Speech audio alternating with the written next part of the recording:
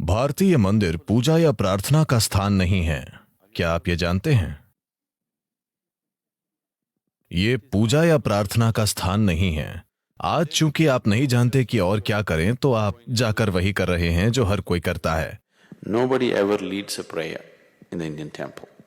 भारतीय मंदिर में कभी कोई प्रार्थना नहीं कराता।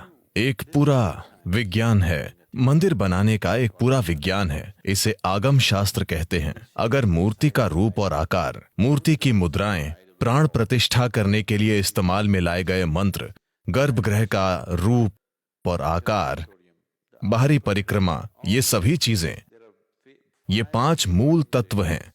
अगर इन 5 चीजों को ठीक से व्यवस्थित किया जाए तो ये ऊर्जा का एक बहुत शक्तिशाली स्थान बन जाएगा।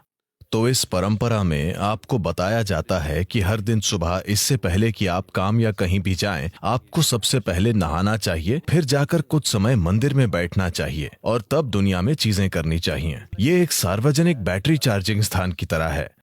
जब आप दुनिया में कुछ करते हैं तो दुनिया की प्रकृति, भौतिक दुनिया ऐसी है कि दुनिया में आपका हर लेन देन ऐसा होता है, मेरा फायदा आपका नुकसान है, आपका नुकसान मेरा फायदा है। अगर आप एक खास तरह से नहीं हैं तो आपके जीवन के हर लेन देन में टकराव की संभावना होती है।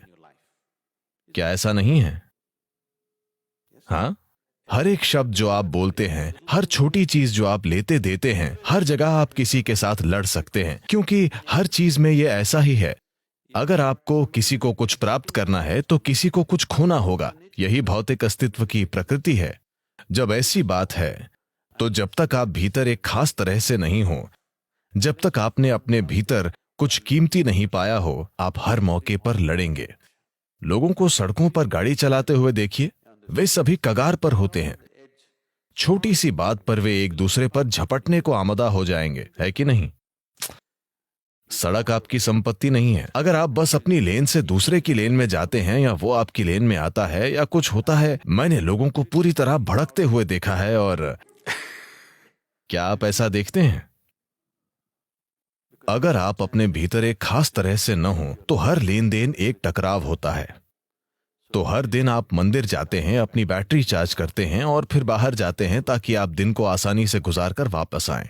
इस परंपरा में यह भी कहा गया है कि जब आप आध्यात्मिक मार्ग पर हों तो आपको मंदिर जाने की जरूरत नहीं है। क्या आप ये जानते हैं? अगर आप आध्यात्मिक मार्ग पर हैं तो आपको मंदिर जाने की जरूरत नहीं है, क्योंकि अब आपके पास खुद को चार्ज करने के तरीके हैं। अब आप खुद की बैटरी चार्ज कर रहे हैं। अब आपको सार्वजनिक चार्जिंग स्थान पर जाने की जरूरत नहीं है। तो भारतीय मंदिर कभी भी पूजा या प्रार्थना का स्थान नहीं था, आज भी नहीं है। हालांकि लोग धीरे धीरे इसे चर्च जैसा बनाने की कोशिश कर रहे हैं, जहां वे जाते हैं, प्रार्थना करते हैं और ये और वो मांगते हैं। वरना इस परंपरा में आपसे कहा गया है कि वहां जाकर आपको कुछ समय बैठना चाहिए। कम से कम दक्षिण भारत में आज भी ऐसा है। मुझे लगता है कि उत्तर में आमतौर ये खत्म हो गया है और जो लोग दक्षिण भारत से आते हैं वो जानते हैं कि मंदिर में कुछ समय बैठना चाहिए, पर अब वे भी अपने शरीर की तली को बस जमीन से छूकर वापस चले जाते हैं।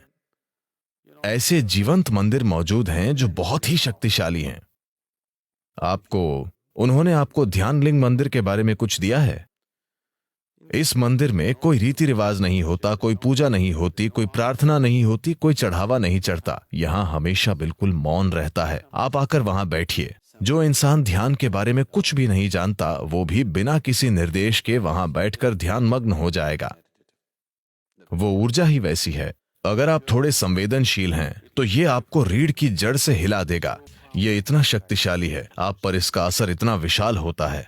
सभी मंदिरों को इसी तरह बनाया गया था, लेकिन विभिन्न उद्देश्यों के लिए। कुछ शारीरिक खुशहाली के लिए, मानसिक खुशहाली के लिए, भौतिक खुशहाली के लिए। इस तरह कई तरह के मंदिर बनाए गए। इसका एक पूरा विज्ञान है।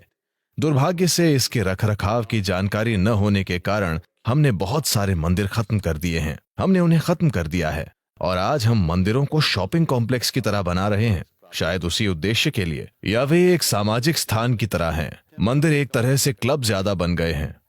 ये अमेरिका में ठीक है। एक खास वातावरण में आप अपने समुदाय से मिलना चाहते हैं तो आपने ऐसी चीजें बनाई, पर मंदिर अपने मूल रूप में एक बहुत शक्तिशाली ऊर्जा केंद्र होता है। ये लोगों को जीवन के एक बिल्कुल अलग आयाम से परिचित कराने का साधन है। उसे खत्म नहीं होना चाहिए, उसे दुनिया में मौजूद रहना चाहिए। ये बहुत महत्वपूर्ण है, पर इसका विज्ञान आमतौर पर खो गया है। इसे सिर्फ कर्मकांड की तरह किया जा रहा है, इसमें शामिल जटिलताओं को बिना जाने किया जा रहा है।